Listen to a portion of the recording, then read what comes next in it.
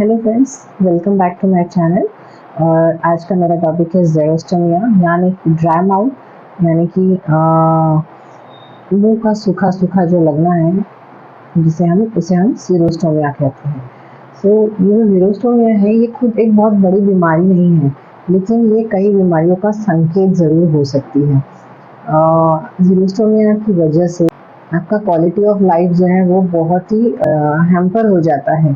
आपका खाने पीने का जो चीज़ें हैं उसमें फ़र्क आने लगता है, आप में न्यूट्रिशन की कमी होने लगती है, आपको बोलने में भी थोड़ी अड़चनें आने लगती है मुँह सूखा होने की वजह से, टेस्ट में फ़र्क समझने लगता है। तो ज़ीरोस्टोमिया की वजह से कई चीज़ें आपको हो सकती है। मुँह बहुत ज़्यादा ड्राई रहता है अगर, तो उसकी वजह से दाँतों में कीड़ लगने के जो चांसेस है वो और कई गुना ज़्यादा बढ़ जाते हैं। आइए देखते हैं ये किन वजह से होता है, किन कारणों की वजह से होता है। तो हम इन कारणों को दो भागों में विभाजित करते हैं, एक टेम्परेरी कॉज कहते हैं जिसे, और एक परमानेंट कॉज। ठीक है, तो अब सबसे पहले देखते हैं हम। सबसे पहला कारण है एंजाइटी और डिप्रेशन। एंजाइटी और डिप्रेशन की वजह से भी आपके मुंह में सलाइवा का जो है, थूक का बनना जो है वो काफ़ी कम हो जाता है। उसकी वजह से आपका मुंह जो है वो ड्राई लगने लगता है।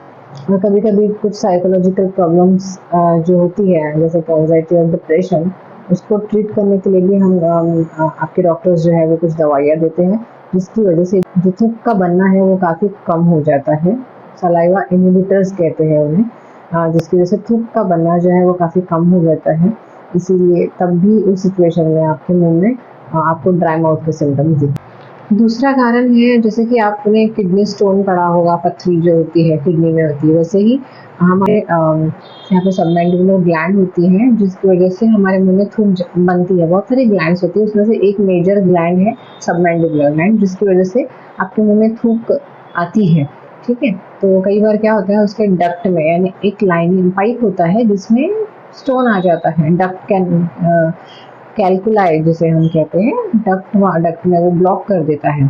जिस साइड में वो अफेक्टेड होगा उस साइड में आपकी ज़बान आपको ड्राई लगेगी, गाल ड्राई लगेगा, ड्राइनेस ज़्यादा बढ़ जाएगी एक साइड की, इस तरीके से। और अगर ये आपने ट्रीट नहीं किया वक्त के चलते, तो वो जो ग्लैंड है वो परमानेंटली डिसेबल्ड भी हो सकती है, और आपको परमानेंट ज़ीरोस्टोमिया यानी परमानेंट ड्राई माउथ का सामना भी करना पड़ सकता है उस साइड में।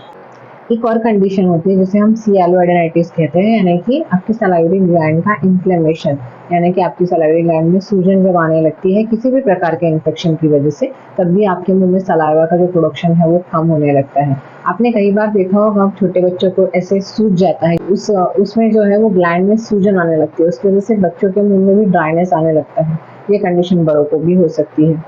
और मैंने इसके पहले भी बता चुका है कि कोई किसी ड्रग्स की वजह से आपके मुंह में सलाइवा का प्रोडक्शन कम हो सकता है, जैसे कि एंटीकोलिनर्जिक ड्रग्स होती है या सिम्पैथोमिमेटिक ड्रग्स होती है, उनकी वजह से भी सलाइवा का प्रोडक्शन कम होता है। कई बार हम टोबैको या स्मोकिंग रोकने के लिए कुछ टैबलेट्स देते हैं, जिसकी वजह से भी ड्राई माउथ के सिम्टम्स एग्रीवेट होते हैं। अब चलते हैं परमानेंट कॉजेज़ की तरफ।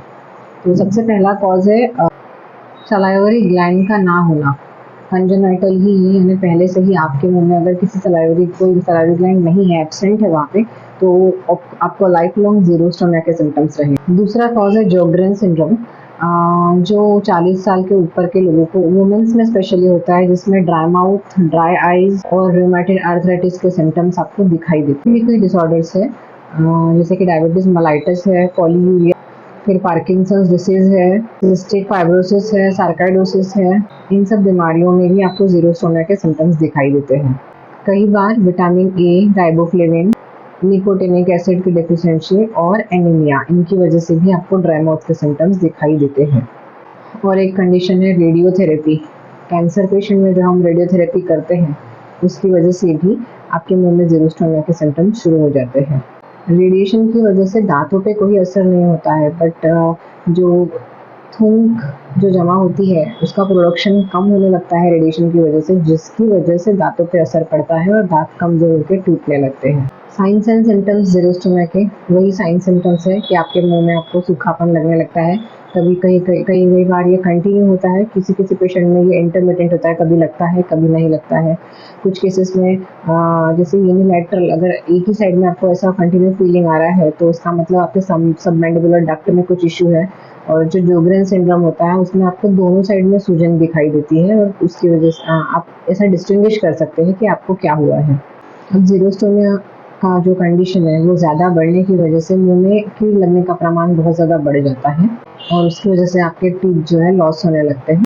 और जिनके मुँह में ज़ीरोस्टोमिया की कंडीशन होती है वो डेंचर्स, जो कवटी पहनते हैं ना, नकली दाँत जो पहनते हैं, वो पहनने में काफ़ी दिक्कत होती है। वो ऐसे पेशेंट को डेंचर्स जो है सूट नहीं होते, ऐसा कह सकते हैं। तो ट्रीटमेंट क्या हो सकती है इसकी? तो सबसे पहले जो भी कॉज़ है, किस वजह से हो रहा है, पहले वो डिटेक्ट करना ज़रूरी होता है बहुत ज़्यादा। जैसे कि मैंने आपको बता चुका है, कोई ड्रग की वजह से हो रहा है या इमोशनल स्ट्रेस की वजह से हो रहा है, या फिर ग्लैंड में अगर कोई कैल्कुला है, या फिर कोई कंजेनिटल बीमारी तो नहीं, ये सब चीज़ें रूल आउट करना बहुत ज़रूरी है। कंडीशन से बचने के लिए हम क्या-क्या कर सकते हैं? सबसे पहले तो आपको पानी बहुत ज़्यादा मात्रा में लेना है। अगर आपको बहुत पानी नहीं पी के होता है तो मैं आपको सजेस्ट करूँगी कि हर आधे घंटे में आप 1 सिप पानी का ज़रूर लें, या फिर मुँह में घुमा के थूक दें अगर आपको ज़्यादा पानी पीने का मन नहीं है तो। और एटलीस्ट आधे-आधे घंटे में आपको मुँह को गीला रखना है, ओके? आप शुगर फ्री गम्स खा सकते हैं। च्युइंग गम्स जो होती है आप वो कंटिन्यू रखें तो चबाने की वजह से मुँह में कंटिन्यू सलाइवा का प्रोडक्शन होता है। देन कुछ लोसेंजेस होती है, चूसने वाली गोलियाँ होती हैं, वो आप ले सकते हैं, जिसकी वजह से भी मुँह में थूक का प्रमाण बढ़ते जाता है अगर वो मुँह में रहे तो। आपको smoking, caffeine, spicy food avoid करने हैं, बिकॉज़ ड्राई माउथ में इसकी वजह से आपको बहुत तकलीफ हो सकती है। आर्टिफिशियल सलाइवा प्रोडक्ट्स भी अवेलेबल होते हैं, आपके डॉक्टर्स आपको लिख के दे सकते हैं, तो उसकी वजह से भी आपके मुँह में थूक का बढ़ना हो पॉसिबल है। अगर आप अपने डेंटिस्ट से बात करें तो आपको कुछ दवाइयाँ भी दे सकते हैं, कुछ दवाइयाँ जो है वो सलाइवा का फ्लो इंक्रीज़ करती हैं। कुछ माउथ वॉशेस होते हैं जो कि आपके ड्राई माउथ के सिम्पटम्स को थोड़ा कम कर सकते हैं। और मेरी यही गुज़ारिश रहेगी कि आप रेगुलर डेंटल चेकअप के लिए जाएँ, हर 6 महीने में जाएँ और देखें कि आपके मुँह में कील तो नहीं लग रहा है, या इस कंडीशन की वजह से कोई और नई कंडीशन तो नहीं हो रही है मुँह के अंदर, और अपने रेगुलर डेंटल चेकअप बिल्कुल करवाइए, जिसकी वजह से आपका मुँह जो है, आपका माउथ, दाँत जो है वो हेल्दी रहे।